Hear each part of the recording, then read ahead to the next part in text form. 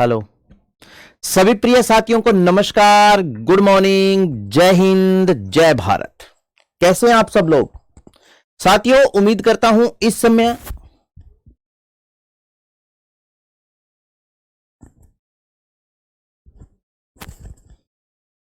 आप सब स्वस्थ हैं, सब मस्त हैं, सब अपनी अपनी स्टडी में व्यस्त हैं।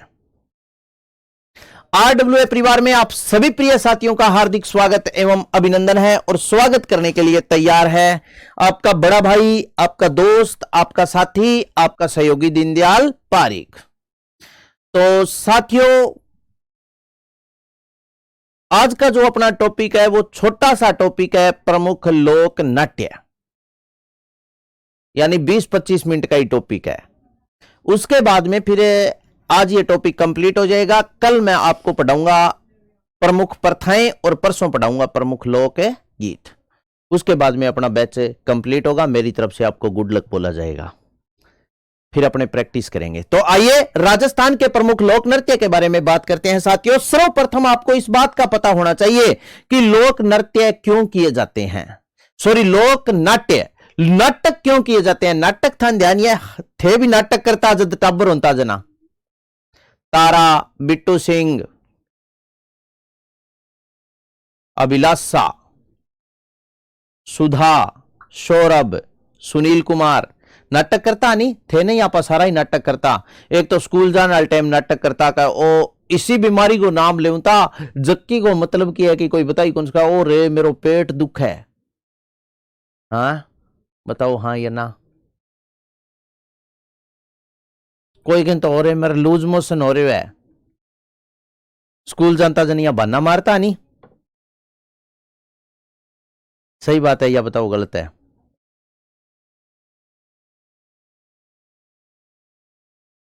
दीपक जसवाल, जैसा तुम बोलेगा दोस्त वैसे करवा दूंगा, बता तेरी क्या इच्छा है। जसप्रीत ब्राड सर, कैसे हैं आप? मैं बहुत अच्छा हूं, मैं ठीक हूं। ताम बताओ कैसे हो, आप बताओ भाई कैसे हो।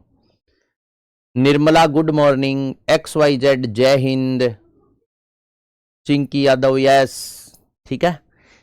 तो ऐसे बहाने मारते थे और कहता पेट को ही कहता, और कोई बीमारी को नाम ही को लेता, और मेरे पेट दुख है। क्यों के पेट को गुजे घर का नहीं है कि अभी मन बुखार हो रही है तो यहाँ हाथ पकड़ के देख लिया, बुखार तो कौन है, चाल स्कूल। पर पेट दुखता, कोई कहता मैंने दस्त लाग रहा है, कोई कहता लूज मोशन हो रहा, तो ही घर का पकड़ के हटो बूक्यो मार के दो गुद्दी में थप्पड़ छोड़ दिया था स्कूल। तो ये बात सत्य है, इसमें कोई संदेह नहीं है। नाटक क्यों किए जाते हैं साथियों? भाई आपा एक नाटक ही करता, बिंग आपा घर गांव मनोरंजन करवाता, घर का देख देख के हंसता के देख किया रोए। तो साथियों, लोक नाट्य जन साधारण का मनोरंजन करने के लिए किया जाता है। नाटक क्यों किए जाते हैं? जन साधारण का मनोरंजन करवाने के लिए। कोई बात नहीं, टॉपिक वाइज करवा दूंगा। टेस्ट सीरीज अब आपको पता ही है, जनवरी में अब आपकी स्टार्ट हो जाएगी, लगभग 15 जनवरी के आसपास मान के चलो, और ये लंबी चलेगी। लंबी का मतलब समझते हो ना, पेपर तक, यानी 15 जनवरी से लेकर के 15 फरवरी 20 फरवरी तक मान के, 15 जनवरी से 15 फरवरी मार्च 10 मार्च तक मान के चलो। उसके बाद में फिर मैराथन क्लास हो जाएगी आपकी, फिर वन शॉट ले आएंगे, कोई विशेष इंपॉर्टेंट टॉपिक लगेगा तो सिलेक्शन लेके रहेंगे आपसे, ऐसी बात नहीं है, ठीक है। तो टॉपिक वाइज करवा दूंगा। हाँ, कई बार स्कूल में भी करता। तो आ जाओ, लोक नाटक क्यों किए जाते हैं दोस्तों? जन साधारण का मनोरंजन करने के लिए क्या किए जाते हैं? नाटक किए जाते हैं। अब देखो सुनो साथियों, thanks sir, I love you sir, Amit Tiwari, I love you Amit Tiwari, इल्लू इल्लू। तो ख्याल क्या होता है? ख्याल दोस्तों एक संगीत प्रधान लोक नाट्य होता है। तो सर्वप्रथम बेसिक बात सुनो, ख्याल किसे बोलते? ख्याल गालते हैं, ख्याल गालना एक नहीं गांव में, जैसे मान लो गोड़बाजी आता है, वो बंदर बंदरी का खेल गालता है, या कुछ ऐसे ख्याल डालने वाले आते हैं जो मनुष्य ही विभिन्न प्रकार की कलाएं पेश करता है, वो क्या होते हैं? लोक नाटक होते हैं, जो जनसाधारण का मनोरंजन करने के लिए किया जाता है। तो ख्याल देखो संगीत प्रधान लोक नाट्य है। ख्याल की प्रतियोगिता क्या कहलाती है? दंगल। प्रतियोगिता का मतलब क्या है? जैसे मान लो ये एक ऐसा क्षेत्र है,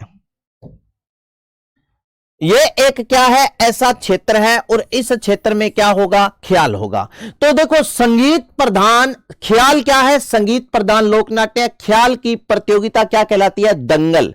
और ख्याल का सूत्रधार क्या कहलाता है? अलकारा। अब ये जो स्थान ख्याल की जहां पर प्रतियोगिता होगी, वो ये क्षेत्र क्या कहलाएगा? ये कहलाएगा दंगल। अब देखो ख्याल का सूत्रधार क्या कहलाता है? हलकारा। जैसे मैंने आपको बताया था भी, जैसे ये जो गौरी या राई नृत्य के बारे में बताया था कि इसमें जामटिया लोक भाषा में दोई बोलता है, खटकुड़िया दोहों को दोहराता है। तो वो जामटिया होता है ना, उसका अहम रोल होता है, वो प्रत्येक व्यक्ति को अपनी डायरेक्शन देता है भी तेरे को ऐसे करना है। इसी प्रकार जो ख्याल का प्रमुख सूत्रधार होगा, सूत्रधार मतलब सभी को अपने अपने अपने रोल के बारे में बताएगा, उसे क्या कहेंगे? हलकारा। और ख्याल में भाग लेने वाले कलाकार क्या कहलाएंगे? खिलाड़ी या खिलाड़ कहेंगे। जो भी कलाकार अपना किसी भी प्रकार का रोल अदा करेगा उसे खिलाड़ी या खिलाड़ कहेंगे। ख्याल का दंगल, दल या रंगमंच। रंगमंच मतलब ये क्षेत्र हो गया, क्षेत्र को तो क्या कहेंगे? दंगल। अब इस दंगल में जैसे यहां पर क्या लगा है? मंच। ये पूरा का पूरा जो एरिया है, इसे अपने मंचन के रूप में अंकन करेंगे, तो इसे क्या बोलते हैं? अखाड़ा। समझ गए? और ख्याल के दल का मुखिया क्या कहलाता है? उस्ताद। ऐसे बोलते हैं ना कि जो तुमने उस्तादों से सीखा है वो हमें हालातों से सीखा है। उस्ताद का मतलब क्या होता है? जो किसी भी कार्य में निपुण होता है उसे उस्ताद बोलते हैं। समझ गए ना? तो यह है ख्याल क्या है? संगीत प्रधान लोकनाट्य। ख्याल की प्रतियोगिता दंगल। ख्याल का सूत्रधार हलकारा। ख्याल में भाग लेने वाले कलाकार खिलाड़ी या खिलाड़। ख्याल का दंगल, दल या रंगमंच अखाड़ा। और ख्याल के दल का मुखिया क्या कहलाता है? उस्ताद। चलो, उस्ताद का मतलब है ट्रेनर। ठीक है, ट्रेनर को बोलते हैं उस्ताद। अब इसके बाद में आगे आ जाओ, प्रमुख ख्याल के बारे में बात करते हैं। अभी कौन कौन से ख्याल और ये कहां के प्रसिद्ध है। यानी इस लोकनाट्य से प्रश्न नहीं आते, पेपर में बहुत कम आते हैं, एक आधो ही प्रश्न आवे तो आवे, नहीं तो अब ऐसा ही जैसे एग्जाम में नहीं आएगा, क्योंकि ये टॉपिक इतना बड़ा कोई रोल अदा नहीं करता। ठीक है ना, पर एक टॉपिक है दोस्तों, तो मेरा परम कर्तव्य है कि मैं सिलेबस कंप्लीट करवाऊं, आपको पढ़ाऊं, आपके ये ना रहे जेहन में कि ये टॉपिक हमने नहीं पढ़ा, ये हमारा टॉपिक नहीं हुआ। ठीक है ना। तो जयपुरी ख्याल राजस्थान में कहां का प्रसिद्ध है साथियों? जयपुरी ख्याल जयपुर क्षेत्र का प्रसिद्ध है। इस ख्याल में मुख्य विशेषता है जयपुरी ख्याल की कि इस ख्याल में स्त्री पात्रों की भूमिका स्त्रियां ही निभाती है। ये ओनली ओन एक जयपुरी ख्याल ही ऐसा है जिनकी ये विशेषता है। तो प्रमुख ख्याल में जयपुरी ख्याल कहां के प्रसिद्ध है? जयपुर के। और इस ख्याल में स्त्री पात्रों की भूमिका स्त्रियां निभाती है। दूसरे नंबर पर आता है कुचामनी ख्याल। यह बहुत बार पेपर में पूछा जाता है। कुचामनी ख्याल नागौर का प्रसिद्ध है, जबकि वर्तमान में आपसे पूछ ले तो यह डीडवाना कुचामन का प्रसिद्ध है। इसके बाद में देखो, कुचामनी ख्याल के प्रवर्तक माने जाते हैं लिच्छीराम। वर्तमान कलाकार है उगमराज। और ख्याल का स्वरूप कौन से? कुचामनी। कुचामनी ख्याल का स्वरूप क्या कहलाता है? ओपेरा कहलाता है। जैसे प्रसिद्ध ख्याल है चांद नीलगिरी, राव रिडमल, मीरा मंगल, रुक्मणी हरण। ये है रुक्मणी हरण, भी यहां लिख सकते हैं, मीरा मंगल। इसके बाद में है रुक्मणी हरण। इस प्रकार ये है। तो दोबारा सुनो, देखो, प्रमुख ख्याल जयपुरी ख्याल कहां का प्रसिद्ध है? जयपुर क्षेत्र का। इस ख्याल में स्त्री पात्रों की भूमिका स्त्रियां निभाती है। कुचामनी ख्याल नागौर, वर्तमान में यह डीडवाना कुचामन का प्रसिद्ध है। प्रवर्तक लिच्छीराम जी, वर्तमान कलाकार उगमराज। ख्याल का स्वरूप कुचामनी, ख्याल का स्वरूप ओपेरा कहलाता है। प्रसिद्ध ख्याल चांद नीलगिरी, राव रिडमल, मीरा मंगल और रुक्मणी हरण। इस प्रकार है। इसके बाद में है हेला ख्याल। हेलो जानो कहते क्या न कहे, एक बार मुझे बताओ, हेला जानते हो क्या? जो नहीं जानते वो नो बोल दो। जो जानते हैं वो यस लिख दो जल्दी से। Krishna ji good morning. किरण सर वो फिर 4 दिसंबर को टेस्ट हुआ उसमें तो सभी कहां थे? सभी टॉपिक के क्वेश्चन टॉपिक दे रखे हैं, उन्हीं के क्वेश्चन थे। कहां था सभी टॉपिकों के क्वेश्चन? अब आगे वाला भी आपका शेड्यूल पर ही होगा। दूसरे नंबर का शेड्यूल आपको पढ़ना है, यह सब आपके लिए किया गया है शेड्यूल टेस्ट।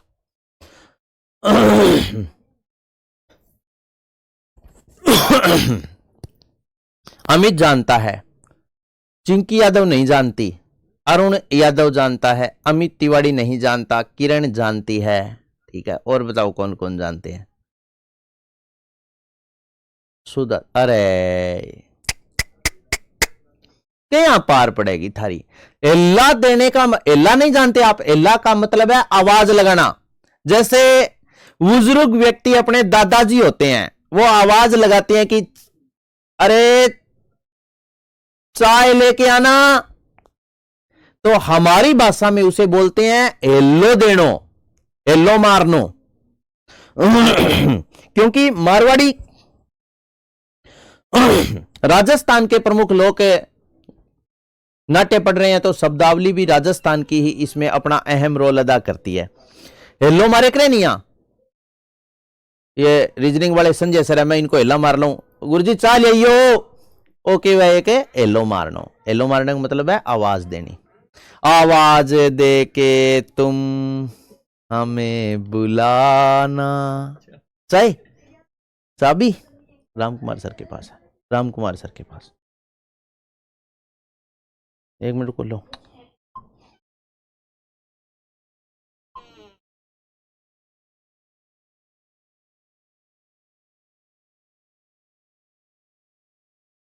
तो हेलो,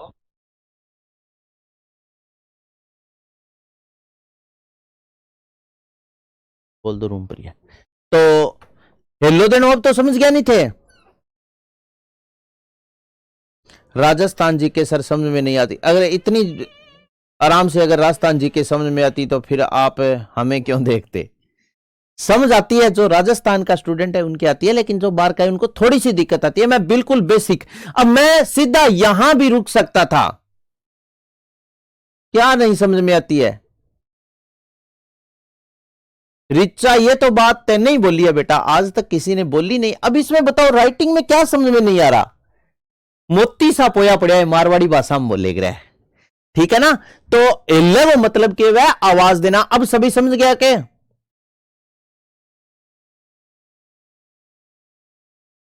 हेला देना आवाज, मैं सीधो ही पढ़ा दूं था ने। इतो टाइम में क्या खातर लगायो 3-4 मिनट भी, मुझे पक्का पता था, हेले को पता को नहीं था ने। तो हेला ख्याल साथियों ये प्रसिद्ध है लाल सोट का। लाल सोट दौसा में पड़ता है और इसी के पास में जिला पड़ता है सवाई माधोपुर। तो हेला ख्याल, लाल सोट दौसा और सवाई माधोपुर का प्रसिद्ध है। इसके प्रवर्तक माने जाते हैं हेला शायर। अब देखो, प्रारंभ होने से पहले बम वाद्य यंत्र बजाया जाता है और जब ख्याल शुरू हो जाता है उसके दौरान नौबत वाद्य यंत्र बजाया जाता है। मोस्ट इंपोर्टेंट जो बात मैंने आपको पहले ही बता दी वो यहां लिखी भी है। हेला का शाब्दिक अर्थ होता है आवाज लगाना। ये देखो, हेलो किने कहे? हेलो देनो, आवाज लगानो। ठीक है ना? हाँ, तो यह है। इस ख्याल का आयोजन साथियों लगभग गणगौर के पर्व के आसपास किया जाता है। बस इतनी विशेषता है। हेला ख्याल प्रसिद्ध कहां का है? लाल सोट पड़ता है क्षेत्र दौसा में और सवाई माधोपुर का। इसके प्रवर्तक माने जाते हैं हेला शायर। प्रारंभ होने से पहले बम वाद्य यंत्र बजाते हैं, जबकि मुख्य वाद्य यंत्र है नौबत। हेला का अर्थ क्या होता है? हेला का शाब्दिक अर्थ होता है आवाज लगाना। आवाज दे के हमें तुम बुलाओ, ये है। तो हेला का शाब्दिक अर्थ होता है आवाज लगाना। ठीक है, इस ख्याल का आयोजन लगभग गणगौर के पर्व पर है या गणगौर के आसपास किया जाता है। चलो, मोस्ट इंपोर्टेंट है जिससे पेपर में प्रश्न निकलते हैं वो है साथियों ये ख्याल, तुर्रा कलंगी ख्याल। कौन सा ख्याल प्रसिद्ध है? तुर्रा कलंगी ख्याल। तो आप ध्यान पूर्वक सुनो साथियों, तुर्रा कलंगी कहते किसे हैं और क्या होता है तुर्रा कलंगी? साथियों, तुर्रा कलंगी का मतलब क्या है भी? ये आपको तुर्रा दिखाई दे रहा है, ये जो मुकुट होता है, जैसे अपने पगड़ी धारण करते हैं तो पगड़ी के ऊपर ये जो निकालते हैं इसे बोलते हैं तुर्रा, और ये जो इस प्रकार ऐसे यहां लगाई जाती है इसे बोलते हैं कलंगी। जैसे ये देखो, ये क्या है? इसका मुकुट का तुर्रा है और ये इसकी क्या है? कलंगी है। समझ गए? ये तो है तुर्रा और ये क्या है? इसे बोलते हैं कलंगी। ये क्या है? कलंगी। दो फोटो दिखाई है मैंने, तो तुर्रा कलंगी आपको अच्छे से समझ में आ गई। तुर्रा कलंगी, तुर्रा क्या होता है? मुकुट के ऊपर जो ऐसे, जैसे पगड़ी के ऊपर जो इस प्रकार पगड़ी का ही भाग ऐसे फोल्ड करके निकालते हैं इसे तुर्रा बोलते हैं, और उस पर बांधते हैं इसे कलंगी बोलते हैं। तो साथियों, तुर्रा कलंगी ख्याल के बारे में आप ध्यान से सुनना। तुर्रा कलंगी ख्याल के जो प्रवर्तक है, पहले मैं आपको बेसिक बात सुनाता हूं। तुर्रा कलंगी ख्याल के जो प्रवर्तक है ना दोस्तों, वो चंदेरी एमपी, चंदेरी पड़ता है मध्य प्रदेश में, चंदेरी एमपी के हिंदू संत तुकनगिरी और मुस्लिम संत शाह अली माने जाते हैं। दोस्तों क्या था कि तुर्रा था ना, वो जो तुर्रा था वो तो शिव का उपासक था, और कलंगी जो कौन सी थी? कौन थी? तुर्रा कलंगी ख्याल के प्रवर्तक चंदेरी, चंदेरी मध्य प्रदेश में पड़ता है, चंदेरी एमपी के हिंदू संत तुकनगिरी और मुस्लिम संत शाह अली माने जाते हैं।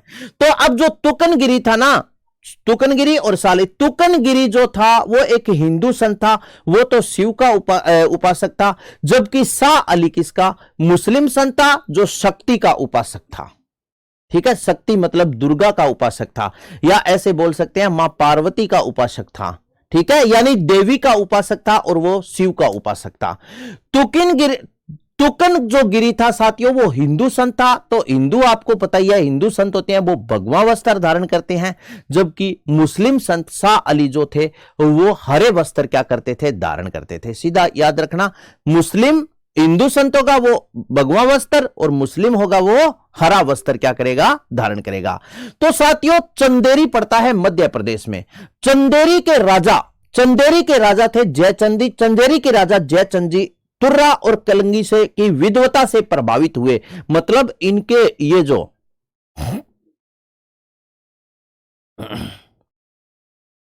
कलाएं थी उनसे प्रभावित हुए, और प्रभावित होकर तुकनगिरी ने शाह अली को क्या किया था? शाह अली को अपने मुकुट का तुर्रा भेंट किया या कलंगी। शाह अली को अपने मुकुट का, देखो सुनो, मुकुट का तुर्रा शाह अली को और कलंगी तुकनगिरी को भेंट की, तब से इसका नाम क्या पड़ गया था? तुर्रा कलंगी पड़ गया था। तुर्रा कलंगी दोनों साथियों मध्य प्रदेश से राजस्थान में आते हैं, और ये राजस्थान में आते हैं चित्तौड़ के आसपास के क्षेत्र में। तो वहां से आए और इस नाट्य के प्रचार प्रसार को क्या किया था? बढ़ावा दिया था। जैसे ही इस नाट्य के प्रचार प्रसार को बढ़ावा देने का मतलब है भी चित्तौड़गढ़ में ये नाट्य प्रारंभ किया। चित्तौड़गढ़ में ये नाट्य सहड़ू सिंह तुर्रा और हमीद बेग कलंगी के नेतृत्व में प्रारंभ किया था। अब सहड़ू सिंह नाम से ही पता चलता है भगवान वस्त्र धारण करेगा। सहड़ू सिंह तुर्रा और हमीद बेग जो कलंगी थी वो हरा वस्त्र क्या करते थे? धारण करते थे। वस्त्र मिल सकता है, इनका ध्वज मिल सकता है भी। सहड़ू सिंह तुर्रा का ध्वज कैसा होता था? भगवान, जबकि हमीद बेग कलंगी का ध्वज कैसा होता था? हरा होता था। और राजस्थान में यह क्या हुआ? सहड़ू सिंह तुर्रा और हमीद बेग कलंगी के नेतृत्व में प्रारंभ हुआ। बाकी बातें आगे और पढ़ेंगे इसकी। तो एक बार सुनो, तुर्रा कलंगी ख्याल के प्रवर्तक चंदेरी मध्य प्रदेश के हिंदू संत तुकनगिरी और मुस्लिम संत शाह अली माने जाते हैं। ये देखो सारी बात लिखी है। तुकनगिरी शिव के उपासक थे, वह शाह अली शक्ति यानी पार्वती के उपासक थे। तुकनगिरी भगवा और शाह अली हरा वस्त्र धारण करते थे। चंदेरी का राजा कौन था? जयचंद। तुकनगिरी वह शाह अली के इस नाटक से खुश होकर तुकनगिरी को अपने मुकुट का तू फॉर तुकनर तू फॉर तुर्रा, मुकुट का तुर्रा, जबकि शाह अली को क्या करता है? कलंगी उपहार स्वरूप भेंट करता है। तभी से इसका नाम तुर्रा कलंगी पड़ा था। एमपी से तुर्रा कलंगी राजस्थान में क्षेत्र पूछ ले तो मेवाड़, देखो सुनो, चित्तौड़ मेवाड़ में आता है। मेवाड़ में आकर इस ख्याल का प्रचार प्रसार किया। राज्य में यह ख्याल गोसुंडा, निंबा, हेड़ा, यह क्षेत्र कहां पड़ता है? चित्तौड़गढ़ का प्रसिद्ध है। राज्य में ख्याल सेडू सिंह तुर्रा और हमीद बेग कलंगी के नेतृत्व में किया जाता है। सेडू सिंह तुर्रा का ध्वज या वस्त्र भगवा, जबकि हमीद बेग कलंगी का वस्त्र कैसा होगा? हरा होगा।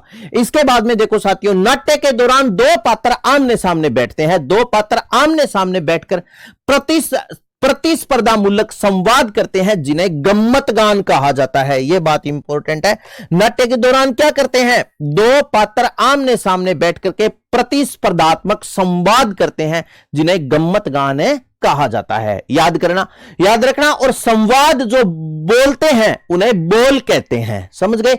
वर्तमान में इसका कलाकार जयदयाल सोनी माना जाता है। जबकि इस तुर्रा कलंगी ख्याल की एक बात सुन लेना, इसमें क्या है? स्त्री पात्रों की भूमिका पुरुष ही निभाते हैं।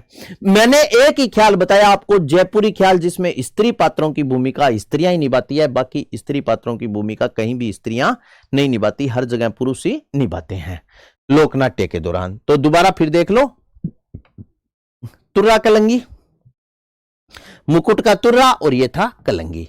तुर्रा कलंगी ख्याल के प्रवर्तक है चंदेरी मध्य प्रदेश के हिंदू संत तुकनगिरी और मुस्लिम संत शाह अली माने जाते हैं। तुकनगिरी शिव के उपासक थे, जबकि शाह अली शक्ति के उपासक थे। तुकनगिरी हिंदू संत होगा तो कैसा वस्त्र धारण करेगा? भगवा। और शाह अली कैसा? मुस्लिम संत था तो हरा वस्त्र क्या करेगा? धारण करेगा। चंदेरी के राजा जयचंद ने इनकी विद्वता से प्रभावित होकर के और तुकनगिरी को मुकुट का तुर्रा और शाह अली को कलंगी भेंट की, तभी से नाम तुर्रा कलंगी पड़ा। ये यहां से मेवाड़ आ गए, राजस्थान में आए, चित्तौड़ क्षेत्र में आ गए और चित्तौड़ क्षेत्र में आकर के इस नाट्य के प्रचार प्रसार को क्या किया? बढ़ावा दिया। यह राजस्थान में नाट्य सेडू सिंह तुर्रा और हमीद बेग कलंगी के नेतृत्व में प्रारंभ हुआ था। फिर देखो सुनो, सेडू सिंह तुर्रा का ध्वज हरा होगा और हमीद बेग कलंगी का सेडू सिंह तुर्रा का ध्वज भगवा होगा और हमीद बेग कलंगी का ध्वज हरा होगा। नाट्य के दौरान दो पात्र आमने सामने बैठकर प्रतिस्पर्धा मूलक संवाद करते हैं, जिन्हें गम्मत गान कहते हैं और संवाद को बोल कहते हैं।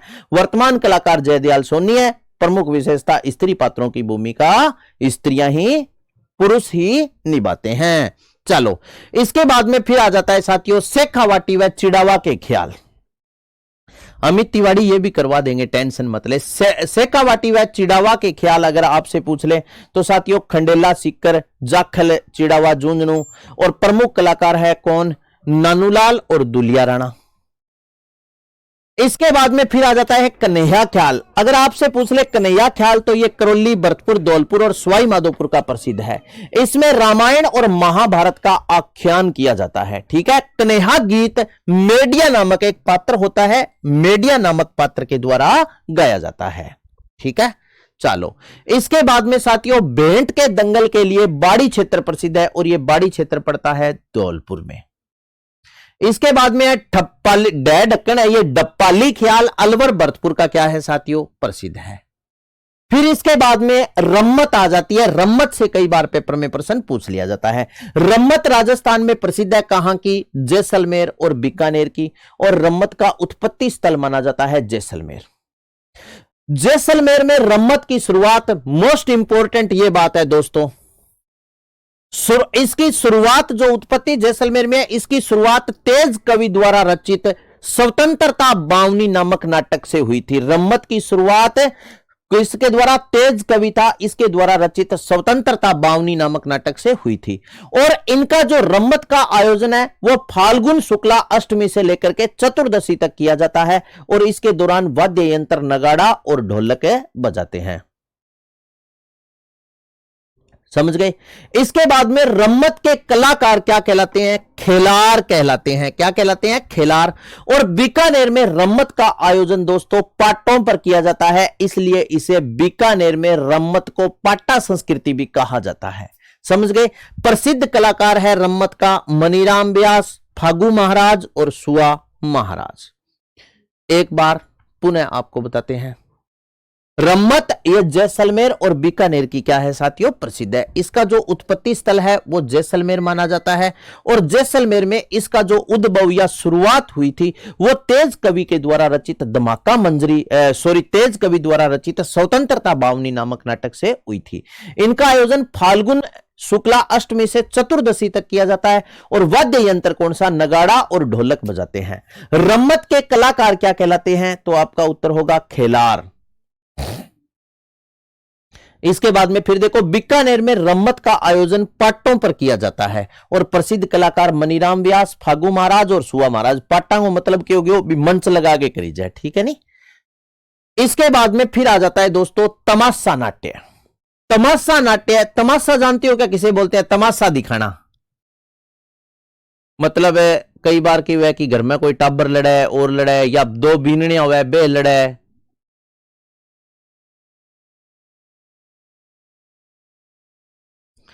जैसा आप चाहते हो वैसा सब कुछ नहीं होता। राजस्थान जीके का जब आपको बोल दिया अभी प्रैक्टिस सेट करवाएंगे तो टॉपिक वाइज करवा देंगे, ऐसे थोड़ी होता है।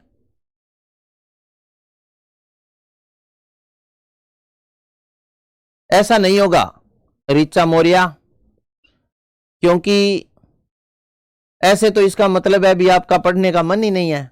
ऐसा नहीं होगा, प्रैक्टिस सेट टॉपिक वाइज करवा दूंगा आपको, ये मैं कह रहा हूं। मैं ये रामकुमार सर को भी बोल दूंगा भी, बाकी तो सारा सिस्टम इकट्ठा चल जाए कोई दिक्कत नहीं है, लेकिन मैं और रामकुमार सर आपको टॉपिक वाइज करवा देंगे, क्या दिक्कत है, ठीक है ना। एक टॉपिक में एक दिन, मतलब 20 टॉपिक है ज्योग्राफी के, 20 दिन लगेंगे। रामकुमार सर को 30 दिन लग जाएंगे, महीना लग जाएगा। हिंदी में ही बोलता हूं भाई, इंग्लिश तो हमने आंधी ना, इंग्लिश तो मुझे आती नहीं है, हिंदी में ही बोलते हैं। तमाशा नाट्य उत्पत्ति स्थल महाराष्ट्र माना जाता है और यह राज्य में प्रसिद्ध है जयपुर का। तमाशो दिखानो मतलब घर में दो बीननिया हुए और वह लड़ा जन घर का कह रहे नहीं, दो बीननिया। अब बीननिया के वजन थर समझ में को नहीं है नहीं। जैसे मान लो एक ही घर में दो बहुएं हैं और दोनों अलग अलग है, यानी दोनों बहनें नहीं है, अलग अलग है, तो कई बार ऐसा होता है दोनों की अच्छी बाउंडिंग नहीं होती। और अच्छी बाउंडिंग होती इसलिए नहीं है कि घर में काम करना पड़ता है, छोटे वाली बोलती है कि मैं बर्तन साफ करती हूँ और ये करती हूँ, और बड़े वाली कुछ नहीं करती, ऐसे हो ही जाता है, तो वो आपस में लड़ती है। तो फिर उनके जो सास होते हैं, ससुर होते हैं, वो बोलते हैं कि क्यों लोगों ने तमाशा दिखाओ, क्यों लोगों को आप तमाशे दिखा रहे हो। तमाशा को मतलब तो अब तो समझ गए नहीं, एक नाटक ही है, सही है। तो तमाशा नाट्य इसका उत्पत्ति स्थल महाराष्ट्र माना जाता है और राज्य में दोस्तों ये तमाशा नाट्य जयपुर का प्रसिद्ध है। इस नाट्य का प्रारंभ जयपुर में मोहन कवि के द्वारा रचित एक नाटक था जिसका नाम था धमाका मंजरी। मोहन कवि द्वारा रचित धमाका मंजरी नामक नाटक से माना जाता है। और इस समय जयपुर का जो शासक था वो कौन था? सवाई मानसिंह था। यानी इसका मतलब यह है साथियों, तमाशा नाट्य इसका उत्पत्ति स्थल महाराष्ट्र है, राज्य में प्रसिद्ध जयपुर का है। इस नाट्य का प्रारंभ जयपुर में मोहन कवि द्वारा रचित एक नाटक है जिसका नाम है धमाका मंजरी नामक नाटक से माना जाता है। और इस समय जयपुर का शासक कौन था? तो आपका उत्तर होगा सवाई मानसिंह फर्स्ट। नेक्स्ट आ गया हो साथियों, जयपुर के महाराजा प्रताप सिंह ने, जयपुर के महाराजा शासक कौन थे? प्रताप सिंह। जयपुर के शासक प्रताप सिंह ने क्या किया था कि तमाशा नाट्य के प्रसिद्ध कलाकार जिसका नाम था बंशीधर भट्ट, और ये महाराष्ट्र के थे। जयपुर के महाराजा प्रताप सिंह ने क्या किया? तमाशा नाट्य के प्रसिद्ध नाटककार बंशीधर भट्ट को अपने गुणीजन खाने में आश्रय देकर इस नाट्य को बढ़ावा दिया था।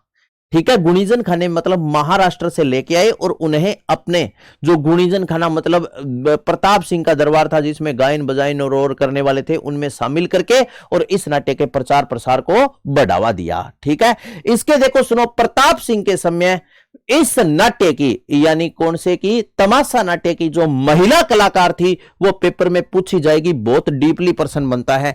तो इस समय प्रताप सिंह के समय, या अगर आपसे पूछ ले कि बंशीधर भट्ट के साथ तमाशा नाट्य की महिला कलाकार कौन थी, तो आपका उत्तर होगा गोहर जान। कौन थी? गोहर जान। अन्य कलाकार कौन है? गोपी भट्ट, मनु भट्ट और वासुदेव भट्ट है।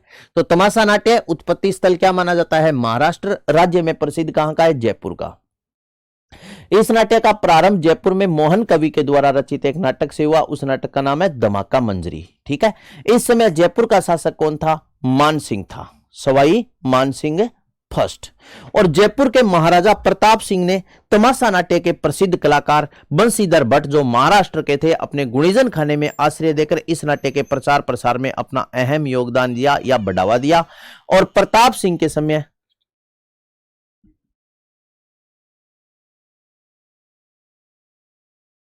तो प्रताप सिंह के समय इस नाट्य की जो प्रसिद्ध महिला कलाकार थी वो कौन थी? गोहर जान। अन्य कलाकार पूछे तो गोपी भट्ट, मनु भट्ट और वासुदेव भट्ट है। तमाशा नाट्य के बाद में आगे आ जाती है दोस्तों नौटंकी। नौटंकी मत करे, नौटंकी हमने पसंद ना, वाह है यो नौटंकी माने अच्छी कौन लगे, तुम नौटंकी मत करो, वो है नौटंकी। तो उत्पत्ति स्थल माना जाता है नौटंकी का हाथरस उत्तर प्रदेश। तो कुछ साथी ऐसे बोल रहे थे रचना आप भी यूपी से हो, है ना? और कौन है? डोली राठौड़, आप भी यूपी से हो, है ना? तो बताओ हाथरस जानते हो क्या उत्तर प्रदेश में कहां है? नौटंकी इसकी उत्पत्ति मानी जाती है हाथरस उत्तर प्रदेश से, और राजस्थान में यह प्रसिद्ध है भरतपुर, धौलपुर, करौली और सवाई माधोपुर की। और इसके कलाकार आपसे पूछ ले नौटंकी का राज्य में, तो भूरेलाल बेया को माना जाता है जो डीग जिले के मूल निवासी है। प्रसिद्ध कलाकार पूछे तो गिरिराज प्रसाद जो कामा तहसील जिला डीग के क्या है? मूल निवासी है। Very good. इसके बाद में स्वांग आपको जानते हो, बहरूपिया नहीं आता क्या? बहरूपिया जानते हो क्या? बहरूप वैसे तो उसका नाम होता है बहुरूपिया। बहु का मतलब होता है अधिक, बहु वो वधु नहीं है।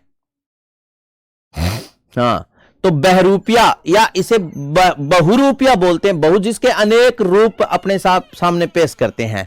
तो स्वांग के बारे में बात करें तो स्वांग इसका शाब्दिक अर्थ क्या होता है? नाटक उतारना। जगह बहरूपिया कोई नहीं, एक रह के अपने सामने बहुरूपिया, जो कभी दारा सिंह बन के आते हैं, कभी गब्बर सिंह बन के आते हैं, कभी शिवजी बन के आते हैं, कभी डाकण बन के आते हैं, कभी रावण बन के आते हैं, वो है। तो समझ गए स्वांग शाब्दिक अर्थ क्या है? नकल उतारना।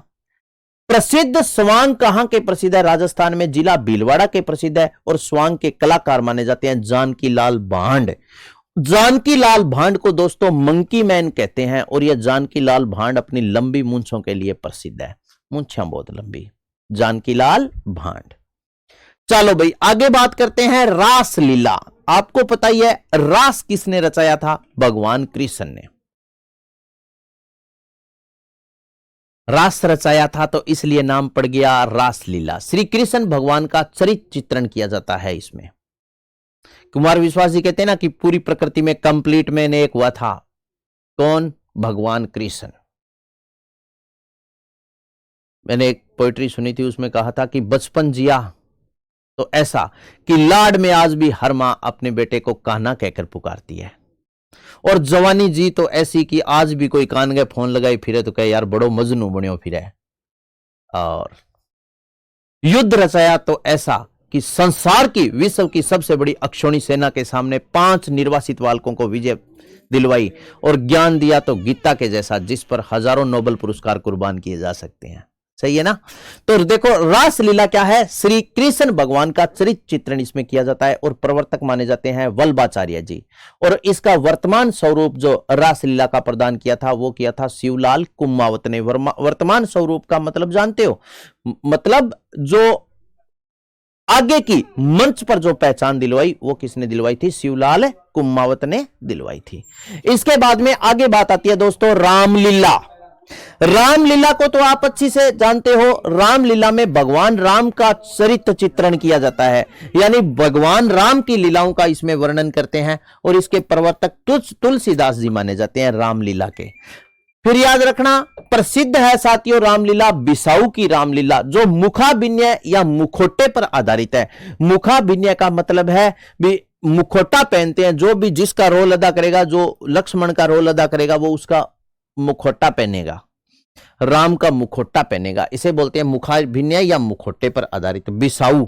बिसाऊ की रामलीला मुखाभिनय या मुखोटे पर आधारित है मानी जाती है।